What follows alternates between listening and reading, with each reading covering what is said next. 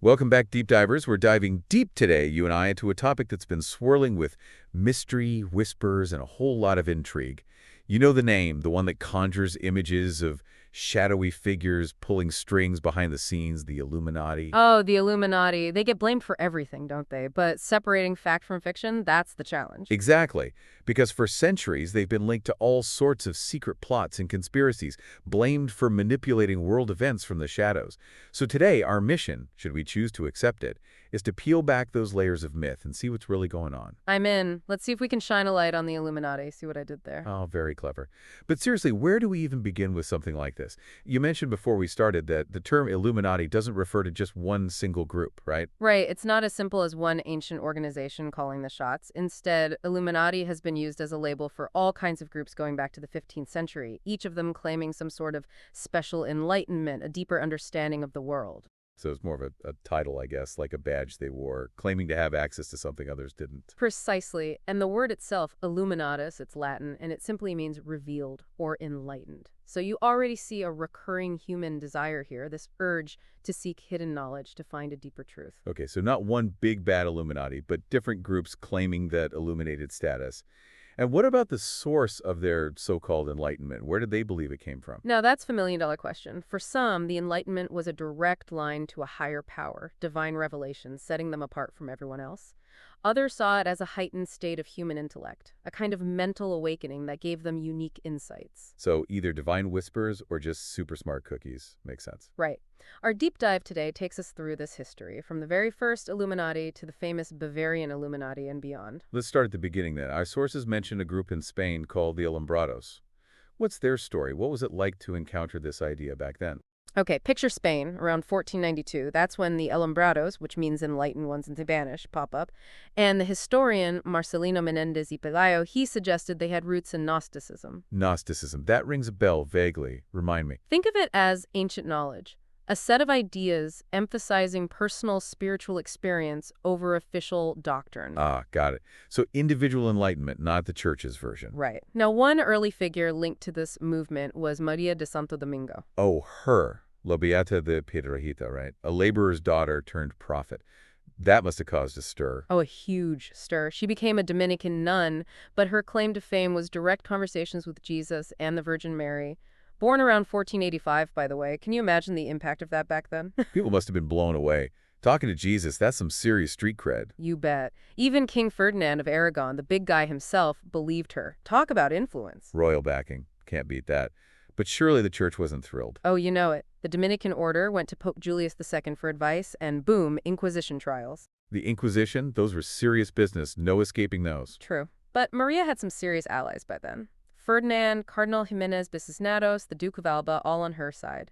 They managed to clear her name in 1510. Phew. So connections got her out of hot water. Not everyone was so lucky, I bet. Sadly, no. St. Ignatius of Loyola, the guy who founded the Jesuits, he was also suspected of Alumbrado ties. This was in 1527. Luckily, he got off with a warning. The close call. But an unlettered congregation in Toledo in 1529, they got public whipping and jail time. And for about a century, the Cordoba Inquisition targeted a bunch of people just for being suspected Alumbrados. Man, that's rough. So stepping outside the accepted beliefs, especially religious ones, was a risky business back then. Big time. And this clash, individual enlightenment versus the church, it's a theme that keeps popping up. Makes you wonder what drove people to take that risk. Was this thirst for direct enlightenment confined to Spain? Nope, it jumped borders. Around 1623, their ideas reached France as the Illuminés. Same idea, different name. Exactly. A curé named Pierre Guéret got involved in Picardy around 1634. His followers called Guérinés. They got shut down in 1635. The church squashed them, huh? You bet. But then another group of Illuminés appeared in southern France much later, around 1722, lasting until 1794. Get this, they were linked to the French prophets, who were themselves offshoots of the Protestant Camisards. Wow, so this drive for direct, personal enlightenment, it just kept resurfacing. Like a persistent whisper, you could say. Now, our outline mentions the Rosicrucians. They're in a different category, right? Not so focused on divine connection. Yeah, they were a different breed, more into hidden wisdom and mystical stuff, but they were still claiming some kind of special illumination, right? Oh, absolutely. But their approach was more like a blend, a mix and match of different traditions. They claim to have started way back in 1422, but they became public knowledge around 1537. Syncretism, right, drawing from multiple sources. So what were they pulling from? Their brew included a bit of everything: Egyptian Hermetism, Christian Gnosticism, Jewish Kabbalah, alchemy, and a sprinkle of other occult beliefs. Quite the cocktail, huh? Talk about an eclectic mix. And their origin story, it's all about Christian Rosenkreuz and his journey to the East, right? Right. The Fama Fraternitatis, published in 1614, tells the tale. Likely it was circulating in manuscript form before that. Anyway, it lays out their origin story. A good origin story is essential for a secret society. So what's their version? Well, Christian Rosenkreuz, their supposed founder, journeys to Damascus, then to this mythical city in Arabia called Damkar, then Egypt, then Fez. And everywhere he goes, he's welcomed and he soaks up all this secret knowledge. Talk about a knowledge-thirsty traveler. Right. Eventually, he heads back to Germany, picks 3 guys to share the wisdom with, and bam, the Rosicrucian Order is born. Later, it expands to 8 members, each sent to different countries. Imagine spreading their unique brand of enlightenment across Europe. It's like a secret knowledge diaspora. The outline mentions one of their agreements as being incomplete. What do you make of that? Classic secret society move, leaving us hanging. Knowing them, it was probably all about keeping their knowledge and practices under wraps, maybe guidelines for how they'd meet, communicate, and do their thing without anyone noticing. Keeping it hush-hush. So we've covered those early Illuminati driven by religious or spiritual yearning. Now let's jump to the big leagues, the group most people think of when they hear Illuminati Adam Weishaupt and his Bavarian crew. Here's where the story takes a turn, becomes more, well, how people picture the Illuminati today. Weishaupt, a professor of canon law, he founded his group in 1776, right in the middle of the Enlightenment. Ah, the Age of Reason, challenging tradition. I could see why it'd be fertile ground for this kind of group. Absolutely. Their goal was to promote reason and morality, ultimately aiming for what they called a religion of reason. Wow, a religion of reason. Talk about a direct challenge to the church and the powers that be. How are they going to pull that off? It was revolutionary stuff for sure. They structured themselves like the Jesuits, with strict discipline and the system of keeping tabs on each other. Imagine taking inspiration from a powerful religious order, but aiming for reason over faith. So they were playing the church's game, but with their own rules. Exactly. They had a hierarchy, 3 main classes: novices, minervals, and lesser Illuminati. Then a Freemason class, because, well, Freemasonry was already a thing. And at the top, the mysterious mystery class, with ranks like priest, regent, magus, king. It was a deliberate power structure carefully designed to influence from the bottom up. So influence was the name of the game, but who were they recruiting to join this super-secret club? At first, Weishaupt kept it close, picking students from his classes at Ingolstadt University. Then he branched out to other cities like Eichstätt, Freising, Munich. He was looking for young men who were rich, well-connected, and influential. The kind of guys who could really spread their ideas. Smart strategy. Recruit the movers and shakers. And the Freemasons, they play a big role in their growth, right? Huge role. Starting in 1778, Weishaupt's Illuminati infiltrated Masonic lodges. This was largely thanks to Adolf von Friedrich, Freiherr von Mig.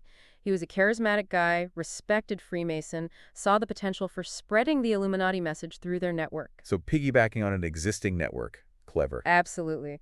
They often managed to climb the ranks in these lodges, using them to push their own agenda. It was like a secret society within a secret society. Talk about going undercover. And Nig, he wasn't just about recruiting. He also created their constitution and communication system, right? Right again. He designed this super elaborate constitution, so complex it was never fully implemented. And their internal communication, that was his baby too. They all used secret names, often classical ones. Weishaupt was Spartacus, Nig was Philo. Like a secret society role-playing game. Seriously. And all their messages were in ciphers. Even towns and provinces had fake names. They were all about secrecy and mystification. So much cloak and dagger. But with all this elaborate secrecy, how big did they actually get? How many members were there? At the peak, they were all over the place, from Italy to Denmark, Warsaw to Paris. But despite the wide reach, it seems they never had more than about 2,000 members. A surprisingly small number considering their grand ambitions. Still, 2,000 people operating in secret across Europe? That's not insignificant. And our outline mentions some pretty famous names associated with them. They sure did have some big names on their supposed roster. Literary giants like Goethe and Herder, even Dukes Ernest II of Gotha and Charles Augustus of Saxe-Weimar-Eisenach. Wow, real heavy hitters. But were they actually involved in any meaningful way? Or was it just name-dropping? Historians are still debating that. Some might have been briefly involved, others may be recruited without knowing the full scope of the organization. So maybe not as influential as they wanted people to think. But what brought them down? Why did this secret society fizzle out? Well, all that secrecy and those radical ideas, they eventually attracted the attention of the Bavarian government. Around 1784, the crackdown began. The long arm of the law catches up again? Right. Members were arrested, jailed, banished. Weishaupt himself got kicked out of his university post and banished from Bavaria in 1785. Game over for the Bavarian Illuminati. So they just disappeared. No going underground or anything?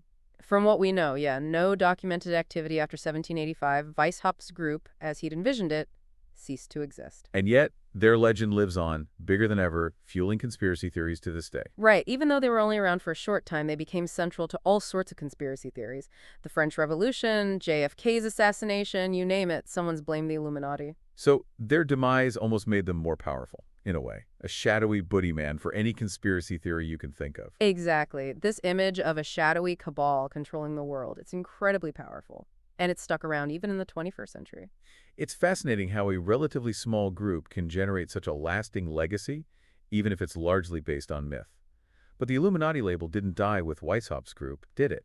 It didn't. The French Martinists, a mystical group founded in 1754 by Martinez Pasqualis, they also claimed the Illuminati title. So the title got recycled.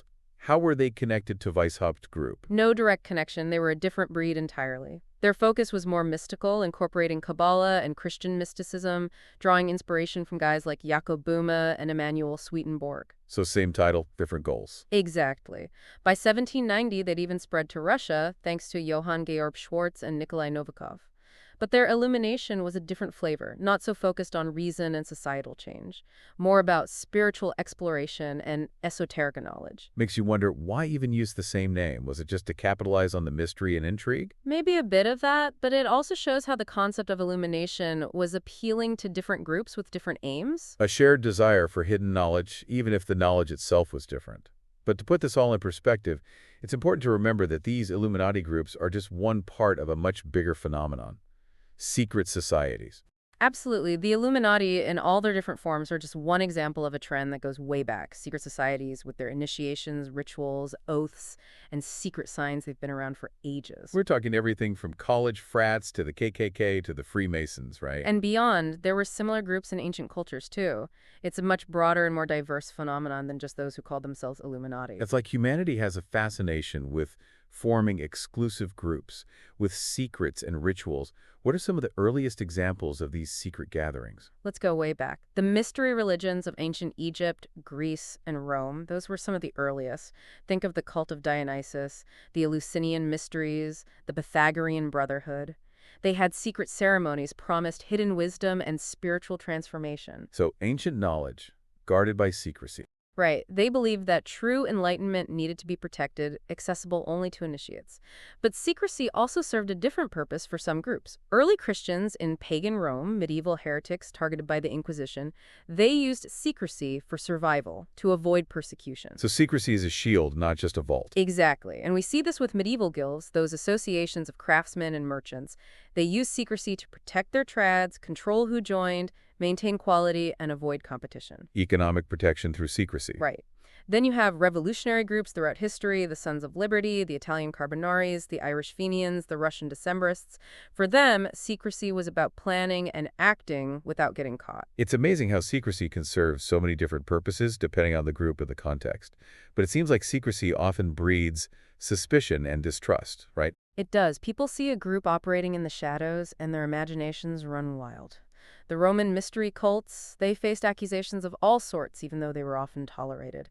And remember the Knights Templar? They were accused of heresy and all sorts of crazy things, leading to their brutal suppression. Accusations flying, fear-mongering. Sounds familiar, doesn't it? Sadly, yes. And Weishaupt Illuminati, they faced the same kind of fear and suspicion, which ultimately contributed to their downfall. And this distrust can even turn into political movements, like the anti-Masonic movement in the U.S.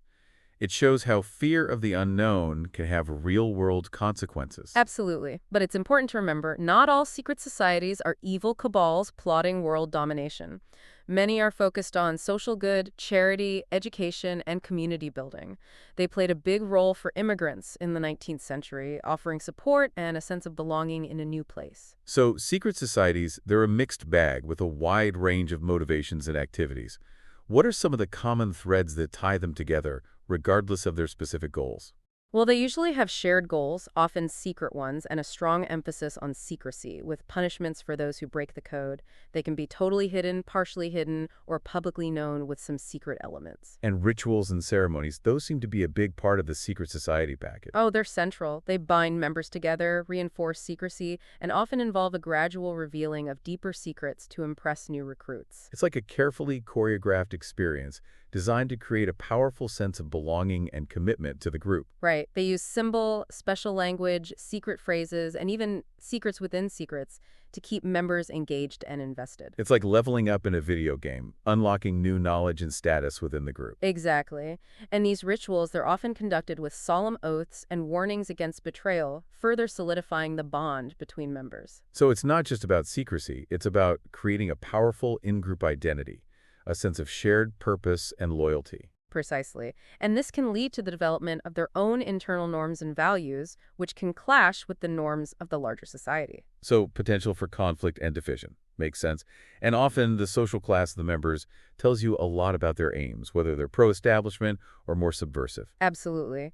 And what's fascinating is that many seemingly different secret societies actually share common origins or historical connections when you dig deep enough. There's a whole hidden history of ideas and practices that has flowed through these groups over the centuries. So a secret history within secret histories. It's like a hidden web connecting these groups across time and space. Exactly. And the story of those called Illuminati, it's a perfect illustration of this bigger picture. It's not one monolithic entity controlling the world, but rather a recurring human impulse to seek knowledge and enlightenment, often through secrecy and a sense of being set apart. It all comes back to that core desire for knowledge, for understanding the hidden workings of the world.